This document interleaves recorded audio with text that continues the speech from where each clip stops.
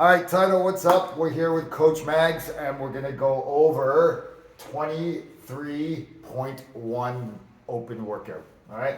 So what we have is a 14-minute AMRAP, as many reps as possible, 60-calorie row, 50 toes to bar, 40 wall balls, 30 power cleans, 10 muscle ups. If you get through it, you just start at the 60-calorie row again and continue on for the second round.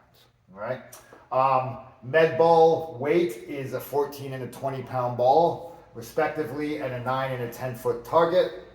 The barbell weights for the RX version of the workout is 95 pounds and 135 pounds, respectively, as well. All right. I'm going to hand it over to Megs now. He's going to talk about the first portion, the row. All right. A preliminary note for you guys. I've done this workout a good number of times since it came out in 2014 because it's a repeat. And one of the reasons I had the opportunity to do it a bunch of times was because when I was competing, I messed up the video and had to do it 3 times in a weekend. So if you're competing, there is a little bit of setup for the video. You need to make sure you're videoing like the wall ball target and all these things. Make sure you leave a little bit of time if you're coming in tomorrow to do that or over the weekend and get that set up right, because you definitely don't want to be in the position I was in. So just starting off with the row. Biggest thing with the row is managing the intensity so that you're able to move to the other exercises with that heart rate a little bit under control. Some of the kind of secondary considerations are going to be things like grip fatigue, lower body fatigue for the cleans. And there are 2 big things you can think about playing with. One is going to be your damper setting. So most of the time you're going to want to be between 3 and 6 on the damper. Larger, stronger athletes might want to do slightly higher damper setting. If you're a little bit on the lighter side, a little bit lower damper setting might be a good idea for you. And related to that is going to be your stroke rate. So if you choose a lower damper, you're probably going to be pulling more strokes a minute. That's going to increase the heart rate, make it feel a bit more like a cardio piece.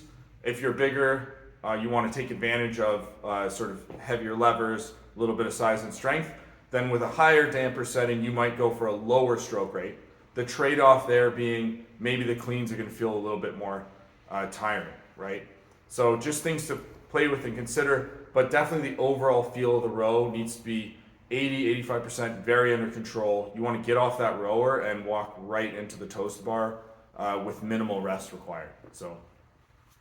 All right, I'm going to move on with toes to bar, and like Coach Mags here, I have had the opportunity to do this workout plenty of times too back in the day, since it is a repeat, filming issues included. All right, so we'll talk about the standards for the toes to bar. Okay, so at the top end of the toes to bar, both feet must come in contact with the bar at the same time, in between your hands. The grip that you can use is any grip you want: overhand, mixed grip, or double underhand. Okay, so that might become an important factor for coming to the power cleans, the grip fatigue after the row, going to toes to bar, and then continuing power cleans. So maybe you want to switch up your grip a little bit during the workout. That's totally up to you, but it might help you along the way in those power cleans. So that's what we're talking about, fatigue factor. The other thing with the standard is when your feet come back down, they need to pass the horizontal line. Your heel needs to pass the horizontal line of the pull-up rig. And those are the standards for the toes to bar. All right, now back to Megs. So wall balls, I will say this is one I've tried lots of different strategies with. I've done the workout, I've tried 40 straight, that didn't work out so well. I've done it in 10s, I've done a big set and then some smaller sets. And I will say, any way you slice the wall balls, really what's going to happen if you don't pace them correctly is that clean is always going to, like, it hits you like a brick wall. So I guess the tip there is to be a little more conservative than you think you need to, because cleans are a movement where there's tons of opportunity to stop and start and take lots and lots of breaks. And if you're over fatigued from the wall balls, you're going to find yourself staring at that bar a lot more often and kind of wasting extra time. So a couple tips for controlling your pace. One, pick sets that you know you can always hit that number. So maybe it's a 7 or an 8 for you, like 5 sets of 8. And then if you know you've got that number locked down anytime you pick up the ball, then what you can do is take a look at the clock as you're resting and hold yourself to a set rest. So I like to do 10-second breaks when I drop my wall ball. I'll do 4 sets of 10, 10-second break. Maybe you're going to 15 seconds, even 20 seconds if that's part of your plan. But having kind of a number, a set rest time that you can hold yourself to will really help you both control the pace, but also make sure you're moving, you're not letting things drag on too long. All right, and last exercise, we got the clean. Back to Trev. All right, so we got the power cleans next, and the standard for the power clean, the bar is going to start from the ground, and then the rep is completed when you lock out. Shoulders, hips, knees, all in one line with your elbows in front of the bar in a standing position. All right. For some of the pacing for that, we could think about pretty fatigued legs after those wall balls.